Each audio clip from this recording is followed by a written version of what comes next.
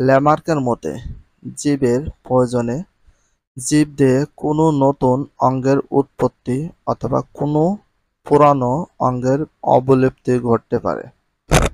তার মতে যদি কোনো জীবের কোনো অঙ্গ ধারাবাহিকভাবে ক্রমাগত ব্যবহৃত হয় তবে সে অঙ্গ পরিবেশের প্রয়োজনীয়তার জন্য ধীরে ধীরে সবল ও সুগঠিত হবে।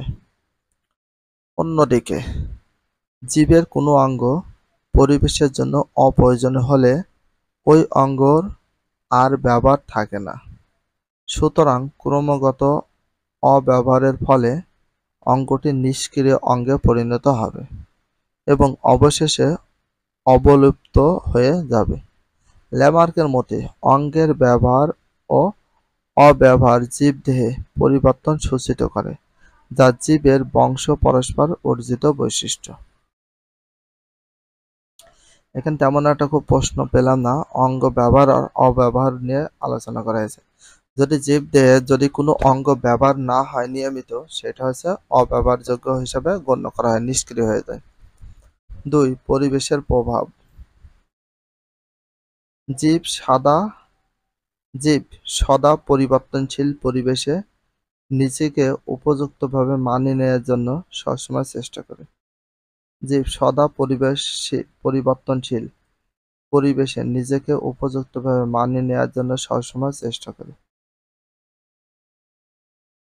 পরিবেশে নিজেকে উপযুক্তভাবে মানিয়ে নেওয়ার জন্য সবসময় চেষ্টা করে কেন?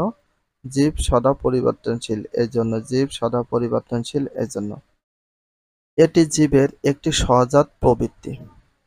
স্বাভাবিকভাবে পরিবর্তনশীল পরিবেশে নিজেকে অভিযোজিত করতে জীবদেহে নানা রকমের পরিবর্তন দেখা যায়। ল্যামার্কের মতে পরিবেশের পরিবর্তন ঘটলে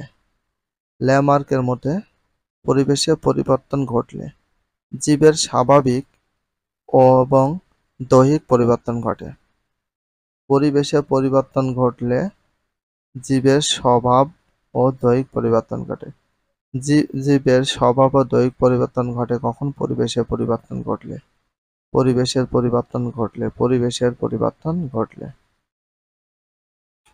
কিসের মতে? ল্যামার্কের মতে। দেখো, পরিবেশের পরিবর্তন ঘটলে জীবের স্বভাব ও দৈহিক পরিবর্তন ঘটে। পরিবেশের পরিবর্তন ঘটলে জীবের স্বভাব ও দৈহিক পরিবর্তন ঘটে। জীবের স্বভাব ও দৈহিক পরিবর্তন ঘটে কিসের পরিবর্তন ঘটলে? পরিবেশের পরিবর্তন ঘটলে। এটাও একটি জীবের অর্জিত বৈশিষ্ট্য। সবগুলো জীবের অর্জিত বৈশিষ্ট্য, কারণ তারা অর্জন করেছে। 3 নম্বর, অর্জিত বৈশিষ্ট্যের বংশানুসরণ এবং নতুন প্রজাতির উৎপত্তি। ল্যামার্কের মতে কোনো জীবের জীবনকালে যে সকল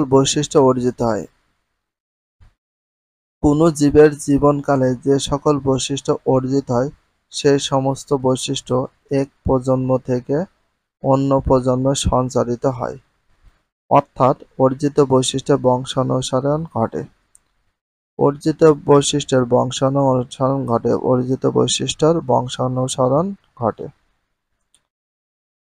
ল্যামার্কের তত্ত্ব অনুযায়ী অর্জিত বৈশিষ্ট্যের বংশানুসরণের জন্য ল্যামার্কের তত্ত্ব অনুযায়ী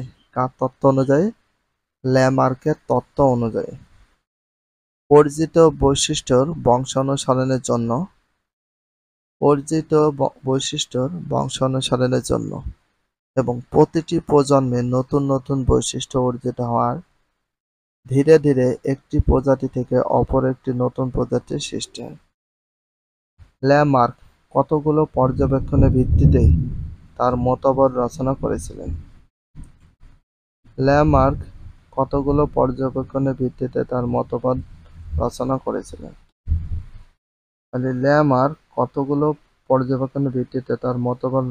করেছিলেন? তার দেয়া কয়েকটি দৃষ্টান্তের সাহায্যে মতবাদটির সপক্ষে ব্যাখ্যা দেওয়া হলো। প্রথম যেটা আছে দেখো,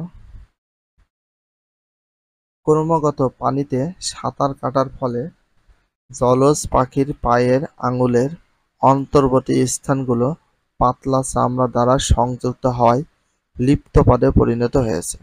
মানে ক্রমাগত পানিতে সাঁতার কাটার ফলে জলজ পাখির পায়ের আঙুলের অন্তর্বর্তী স্থানগুলো পাতলা চামড়া দ্বারা সংযুক্ত হওয়ায় লিপ্ত পদে পরিণত হয়েছে।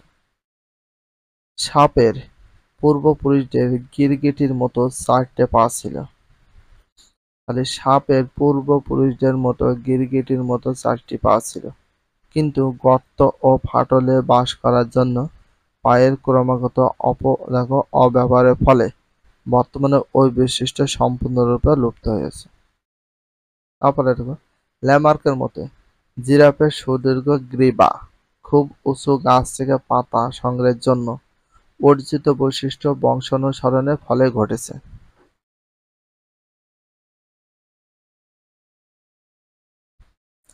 আধুনিক যুগের বিজ্ঞানীরা জৈব অভিব্যক্তিকে ল্যামার্কের মতবাদ গ্রহণ করতে পারেননি। তাহলে আধুনিক যুগের বিজ্ঞানীরা জৈব অভিব্যক্তিতে ল্যামার্কের মতামত গ্রহণ করতে পারেনি। কার মতামত গ্রহণ করতে পারেনি? ল্যামার্কের মতামত গ্রহণ করতে পারেনি জৈব অভিব্যক্তিতে। কিসের অভিব্যক্তিতে আধুনিক যুগের বিজ্ঞানীরা কিসের অভিব্যক্তিতে জৈব অভিব্যক্তিতে কার মতামত গ্রহণ করতে পারেনি? ল্যামার্কে। শুধু সময়ের